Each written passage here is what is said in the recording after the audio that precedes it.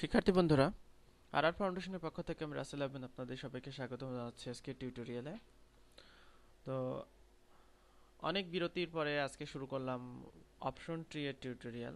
আমরা WordPress theme ডেভেলপমেন্টের part 9-এ দেখেছি যে কিভাবে অপশন ফ্রেমওয়ার্ক ব্যবহার করতে হয়, অর্থাৎ অপশন ট্রি আমরা ব্যবহার করেছিলাম এবং সেখানে আমরা একটি ডাটা ব্যবহার করেছি শুধুমাত্র লোগো চেঞ্জ করার জন্য।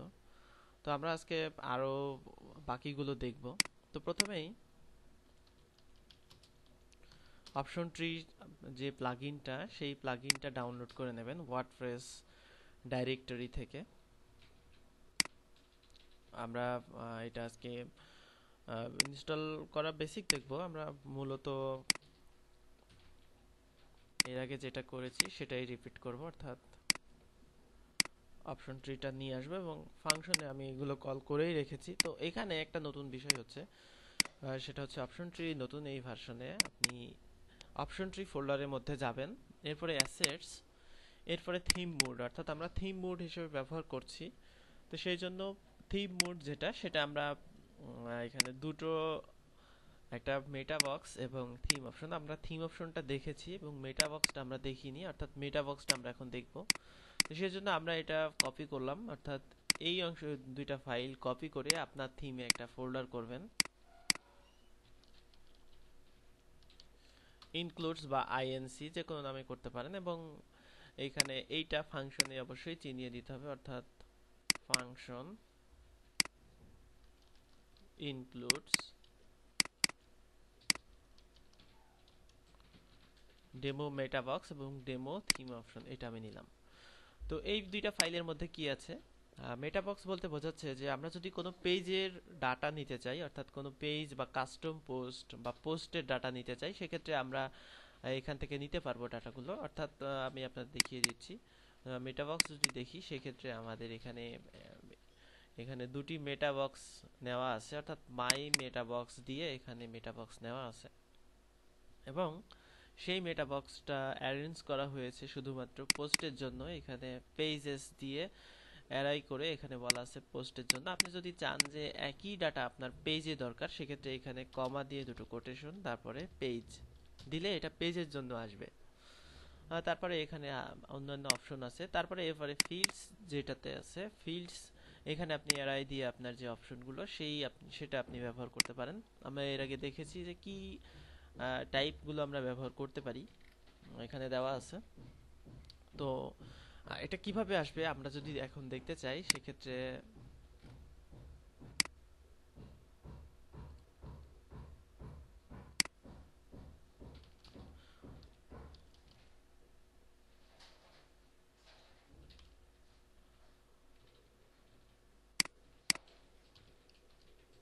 তো আমরা একটা ড্যাশবোর্ডে গেলাম যেটাতে আমরা ইনস্টল করেছি।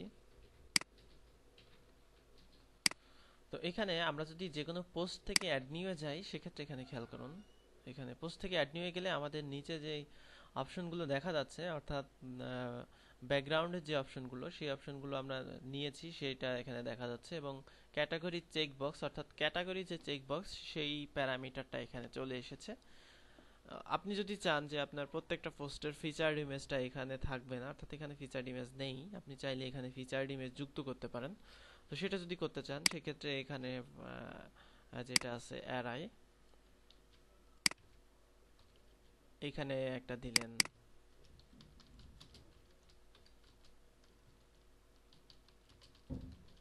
আপলোড ফিচার্ড ইমেজ, আর এখানে আমি দিলাম ফিচার্ড ইমেজ। এইখানে টাইপ যেটা সেটা আপলোড, এবং আমাদের ডিসক্রিপশন যদি দিতে চাই। আর তাছাড়া আমাদের এই জিনিসগুলো যেহেতু লাগছে না, সেহেতু আমি এগুলো মুছে দিলাম।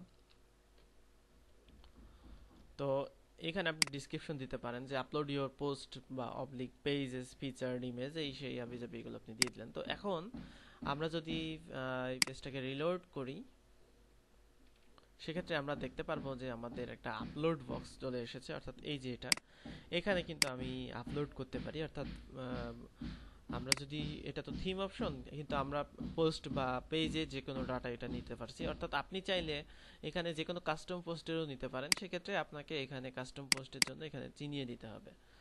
তো আমরা চাচ্ছি যে আলাদা আরেকটা নিতে। তো এখান থেকে আপনি টোটাল যে অংশটুকু সেই অংশটুকু কপি করবেন, কপি করার পরে এখানে পেস্ট করে দেবেন এবং এখানে মাই মেটাবক্স 2 নামে আমি আরেকটা মেটাবক্স নিতে চাচ্ছি, এখানে আমি নিয়ে নিলাম। তো এখানে আমি এটা চাচ্ছি শুধুমাত্র আমাদের পোস্টের জন্য আসবে। তো সেক্ষেত্রে সেটা যদি চাই সেক্ষেত্রে আমাদের কিন্তু এখন আমাদের পোস্টের জন্য যে যে আলাদা ডাটা, সেই ডাটা কিন্তু আমাদের এক্সট্রা এখানে শো করবে। অর্থাৎ আমরা এখান থেকে পোস্ট কেটে দেই, অর্থাৎ এটা আমাদের পোস্টের জন্য থাকবে এবং এটা আমাদের পেজের জন্য থাকবে। আপনি যদি আলাদা আলাদা চান আলাদা আলাদা নিতে পারবেন, কোনো সমস্যা নেই। আবার যদি আপনি চান যে একই জিনিস হবে, সেক্ষেত্রে আপনি একই জিনিস নিতে পারেন। যেমন এখন যদি আমরা ব্যাকগ্রাউন্ডের এখানে চেঞ্জ করতে চাই, সেক্ষেত্রে আমরা এখানে যেমন আমাদের এখানে পেজে ক্যাটাগরি সিলেক্টের কোনো দরকার নাই, সেটা যদি আমরা মুছে দিতে চাই সেক্ষেত্রে এটাতে আমরা মুছে দিলাম। তো আমাদের পোস্টে কিন্তু এখানে ক্যাটাগরি সিলেক্ট ঠিকই আসবে, কিন্তু আমাদের যদি আমরা পেজে যাই সেক্ষেত্রে আমাদের পেজে কিন্তু ক্যাটাগরি সিলেক্ট যে অপশনটা সেটা আমাদের শো করবে না। এটাই হচ্ছে অপশন ট্রির এর মেটাবক্সের ব্যবহার। অর্থাৎ আমরা যেই মেটাবক্স ব্যবহার করছি সেটা এখান থেকে আমরা খুব সহজেই যে কোনো মেটাবক্স ব্যবহার করতে পারি যে কোনোভাবে।